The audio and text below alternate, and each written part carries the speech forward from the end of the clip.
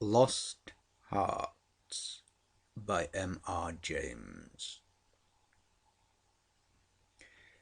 It was, as far as I can ascertain, in September of the year 1811 that a post chaise drew up before the door of Aswarby Hall in the heart of Lincolnshire.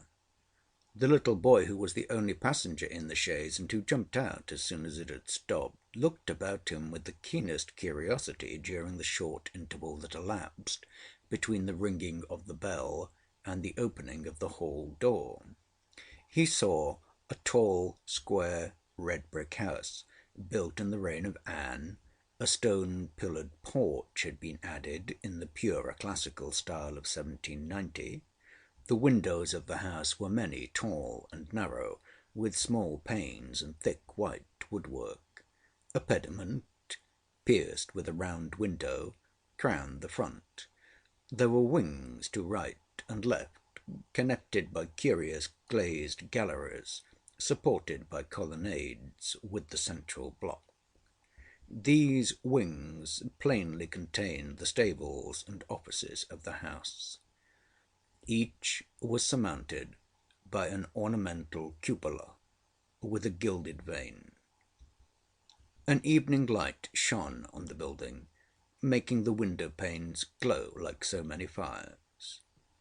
Away from the hall, in front, stretched a flat park, studded with oaks and fringed with firs, which stood out against the sky.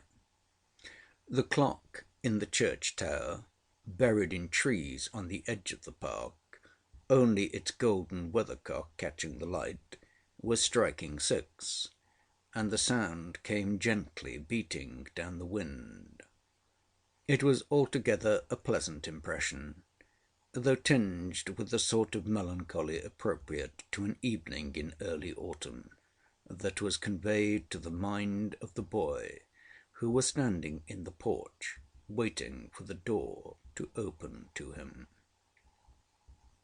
The post-chaise had brought him from Warwickshire, where, some 6 months before, he had been left an orphan. Now, owing to the generous offer of his elderly cousin, Mr Abney, he had come to live at Aswarby. The offer was unexpected, because all who knew anything of Mr Abney looked upon him as a somewhat austere recluse, into whose steady-going household the advent of a small boy would import a new and, it seemed, incongruous element. The truth is that very little was known of Mr Abney's pursuits or temper. The professor of Greek at Cambridge had been heard to say that no one knew more of the religious beliefs of the later pagans than did the owner of Aswarby. Certainly his library contained all the then available books bearing on the mysteries, the Orphic poems, the worship of Mithras, and the Neo-Platonists. In the marble-paved hall stood a fine group of Mithras slaying a bull, which had been imported from the Levant at great expense by the owner. He had contributed a description of it to the Gentleman's Magazine, and he had written a remarkable series of articles in the Critical Museum on the superstitions of the Romans of the Lower Empire. He was looked upon, in fine, as a man wrapped up in his books, and it was a matter of great surprise among his neighbours that he should ever have heard of his orphan cousin, Stephen Elliott, much more that he should have volunteered to make him an inmate of Aswarby Hall. Whatever may have been expected by his neighbours, it is certain that Mr Abney, the tall, the thin, the austere, seemed inclined to give his young cousin a kindly reception. The moment the front door was opened, he darted out of his study, rubbing his hands with delight. "How are you, my boy? How are you? How old are you?" said he. "That is, you are not too much tired, I hope, by your journey to eat your supper?"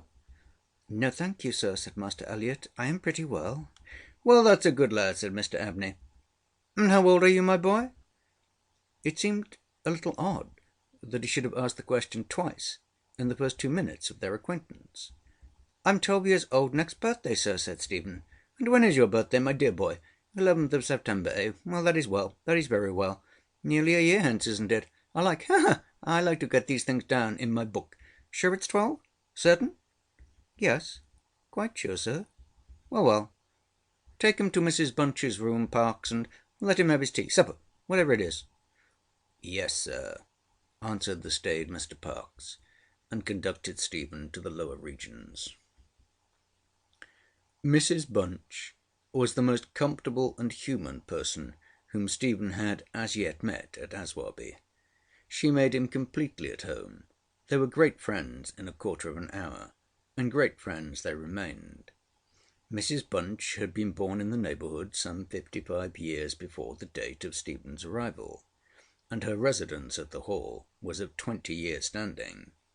Consequently, if any one knew the ins and outs of the house and the district, Mrs Bunch knew them, and she was by no means disinclined to communicate her information. Certainly, there were plenty of things about the Hall and the Hall gardens which Stephen, who was of an adventurous and inquiring turn, was anxious to have explained to him. Who built the temple at the end of the Laurel Walk? Who was the old man whose picture hung on the staircase, sitting at a table with a skull under his hand? These and many similar points were cleared up by the resources of Mrs Bunch's powerful intellect. There were others, however, of which the explanations furnished were less satisfactory. One November evening Stephen was sitting by the fire in the housekeeper's room, reflecting on his surroundings. "Is Mr Abney a good man, and will he go to heaven?" he suddenly asked, with the peculiar confidence which children possess in the ability of their elders to settle those questions, the decision of which is believed to be reserved for other tribunals. "Good! Bless the child!" said Mrs Bunch. "Master's as kind a soul as ever I see. Didn't I never tell you of the little boy as he took in out of the street, as you may say, this 7 years back, and the little girl 2 years after I first come here?" "No. Do tell me all about them, Mrs Bunch. Now, this minute." "Well," said Mrs Bunch, "the little girl I don't seem to recollect so much about. I know master brought her back with him from his walk one day, and give orders to Mrs Ellis, as was housekeeper then, as she should be took every care with. And the poor child hadn't no one belonging to her. She told me so her own self. And here she lived with us a matter of 3 weeks, it might be, and then, whether she was something of a gipsy in her blood or what not, but one morning she out of her bed afore any of us had opened an eye, and neither track nor yet trace of her have I set eyes on since. Master was wonderful put about, and had all the ponds dragged, but it's my belief she was had away by them gipsies, for they was singing round the house for as much as an hour the night she went, and Parkes he declare as he heard them a calling in the woods all that afternoon. Dear, dear, a hard child she was, so silent in her ways and all, but I was wonderful taken up with her, so domesticated she was, surprising." "And what about the little boy?" said Stephen.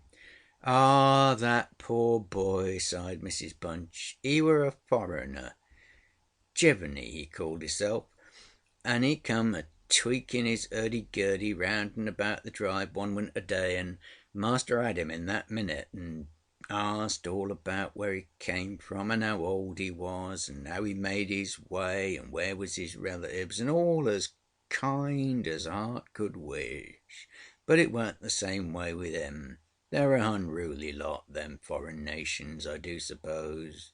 And he was off one fine morning just the same as the girl. Why he went and what he done was our question for as much as a year after, for he never took his hurdy-gurdy, and there it lays on the shelf." The remainder of the evening was spent by Stephen in miscellaneous cross-examination of Mrs Bunch, and in efforts to extract a tune from the hurdy-gurdy.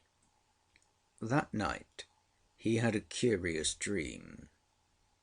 At the end of the passage at the top of the house, in which his bedroom was situated, there was an old, disused bathroom.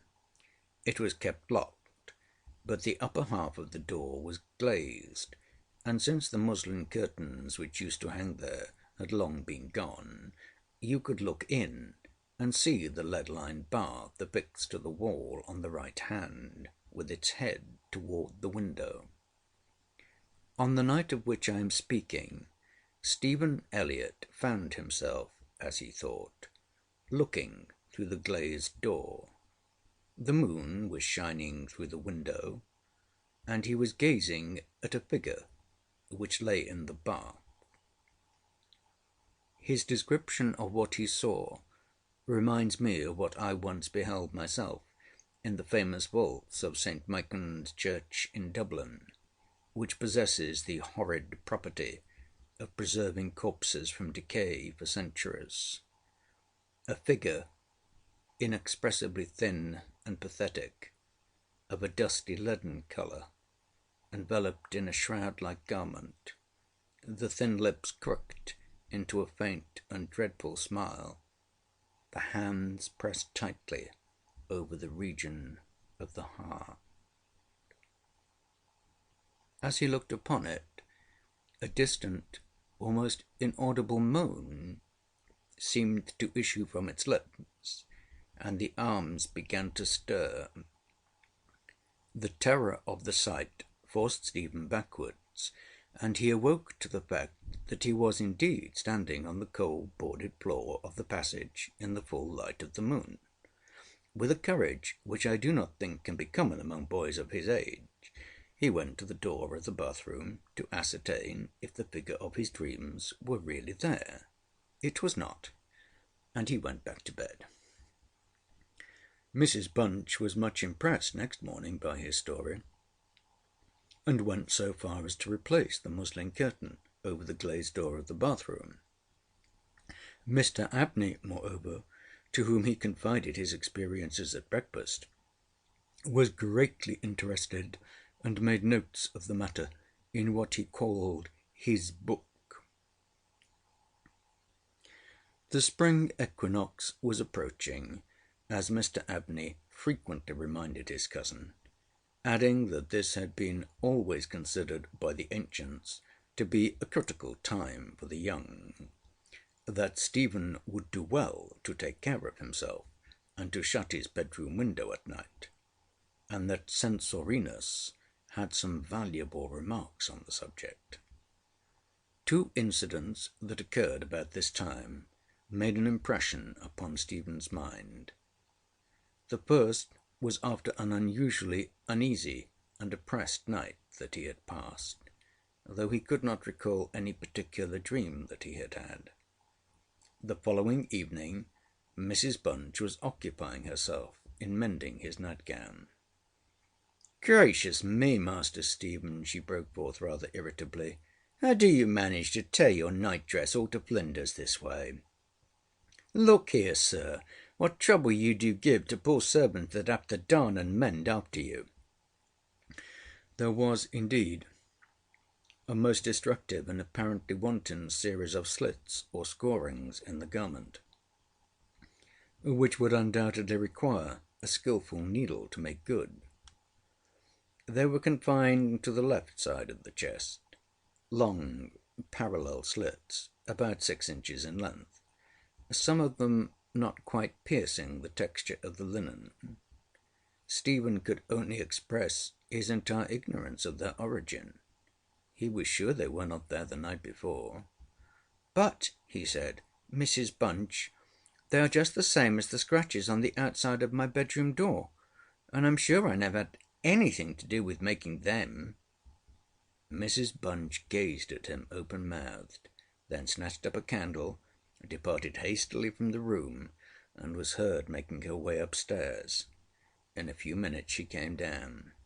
"Well," she said, "Master Stephen, it's a funny thing to me how them marks and scratches can have come there, too high up for any cat or dog to have made 'em, much less a rat. for all the world like a Chinaman's fingernails, as my uncle in the tea trade used to tell us of when we was girls together. I wouldn't say nothing to master, not if I was you, Master Stephen, my dear, and just turn the key of the door when you go to your bed. I always do, Mrs Bunch, as soon as I've said my prayers.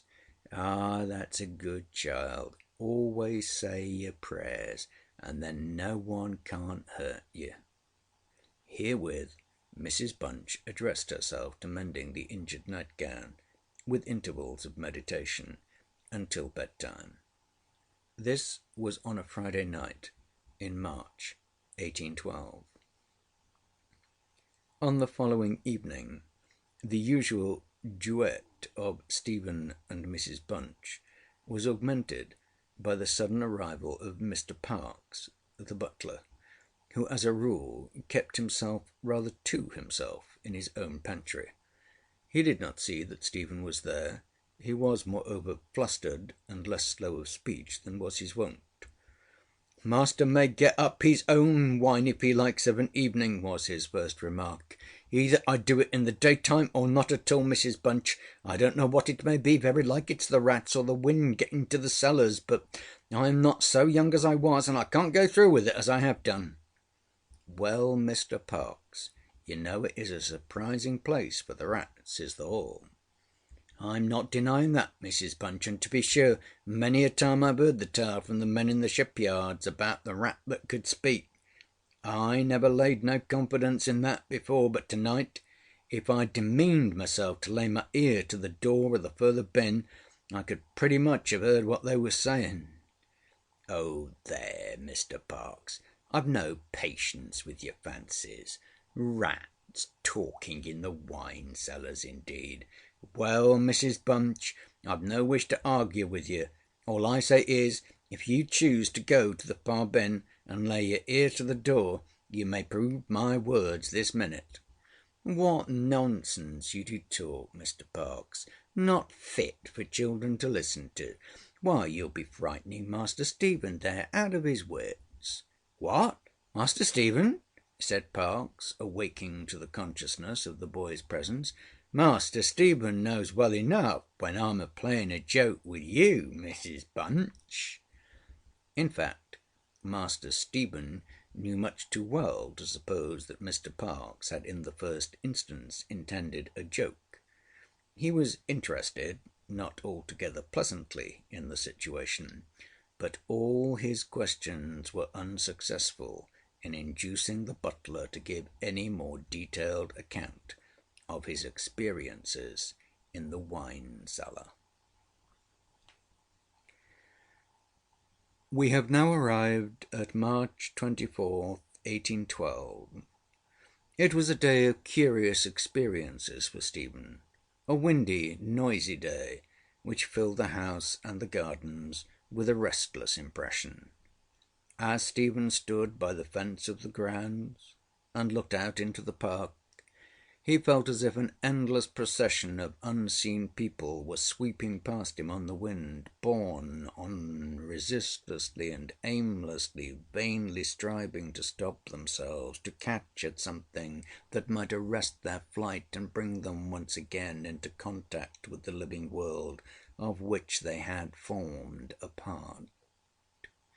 After luncheon that day, Mr Abney said, "Stephen, my boy, do you think you could manage to come to me tonight as late as 11 o'clock in my study? I shall be busy until that time, and I wish to show you something connected with your future life which it is most important that you should know. You are not to mention this matter to Mrs Bunch nor to any one else in the house, and you had better go to your room at the usual time." Here was a new excitement added to life. Stephen eagerly grasped the opportunity of sitting up till 11 o'clock. He looked in at the library door on his way upstairs that evening, and saw a brazier, which he had often noticed in the corner of the room, moved out before the fire. An old silver-gilt cup stood on the table, filled with red wine, and some written sheets of paper lay near it.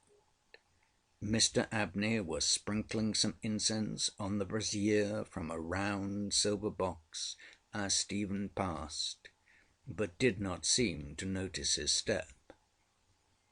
The wind had fallen, and there was a still night and a full moon. At about 10 o'clock, Stephen was standing at the open window of his bedroom, looking out over the country. Still as the night was, the mysterious population of the distant moonlit woods was not yet lulled to rest. From time to time strange cries, as of lost and despairing wanderers, sounded from across the mere. They might be the notes of owls or water birds, yet they did not quite resemble either sound. Were not they coming nearer? Now they sounded from the nearer side of the water, and in a few moments they seemed to be floating about among the shrubberies. Then they ceased, but just as Stephen was thinking of shutting the window and resuming his reading of Robinson Crusoe, he caught sight of two figures standing on the gravel terrace that ran along the garden side of the hall, the figures of a boy and girl, as it seemed. They stood side by side, looking up at the windows. Something in the form of the girl recalled irresistibly his dream of the figure in the bath. The boy inspired him with more acute fear. Whilst the girl stood still, half smiling, with her hands clasped over her heart, the boy, a thin shape, with black hair and ragged clothing, raised his arms in the air with an appearance of menace and of unappeasable hunger and longing. The moon shone upon his almost transparent hands, and Stephen saw that the nails were fearfully long, and that the light shone through them.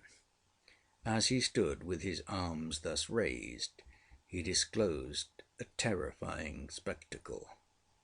On the left side of his chest there opened a black and gaping rent, and there fell upon Stephen's brain, rather than upon his ear, the impression of one of those hungry and desolate cries that he had heard resounding over the woods of Aswarby all that evening. In another moment this dreadful pair had moved swiftly and noiselessly over the dry gravel, and he saw them no more.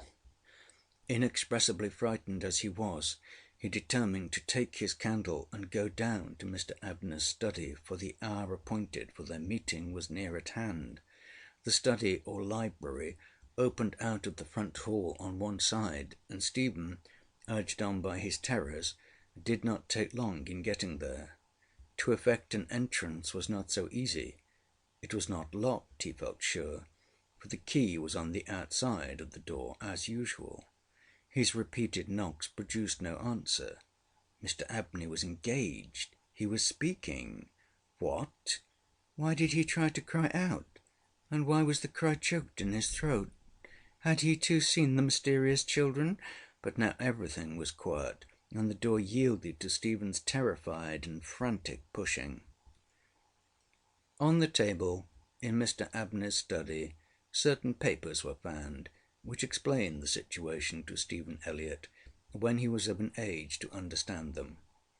The most important sentences were as follows: "It was a belief very strongly and generally held by the ancients, of whose wisdom in these matters I have had such experience as induces me to place confidence in their assertions, that by enacting certain processes which to us moderns have something of a barbaric complexion, a very remarkable enlightenment of the spiritual faculties in man may be attained.